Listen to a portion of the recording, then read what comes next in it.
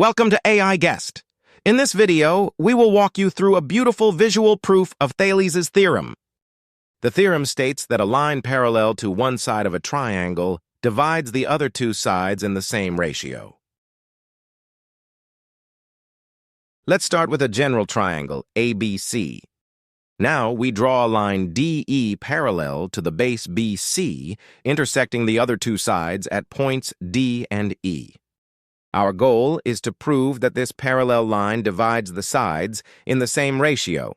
AD over DB equals AE over EC. To do this, we first connect B to E and C to D with helper lines. Next, we construct altitudes from E to side AB, which we call H1, and from D to side AC, which we call H2. Now let's analyze the left side of the triangle. The area of triangle ADE is half times base AD times height H1. The area of triangle BDE is half times base DB times the same height H1.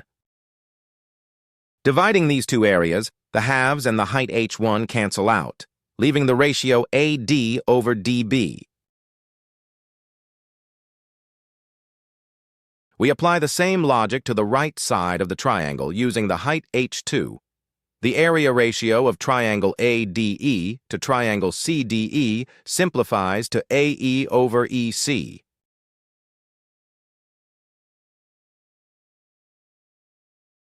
Now, observe triangles BDE and CDE. Both sit on the exact same base DE and are contained between the parallel lines DE and BC. Because they share the same base and height, their areas are exactly equal. Since the areas of triangles BDE and CDE are equal, the denominators of our two ratios are the same. This proves that AD over DB is indeed equal to AE over EC. Conversely, if a line cuts two sides of a triangle such that the ratios are equal, then that line is guaranteed to be parallel to the third side.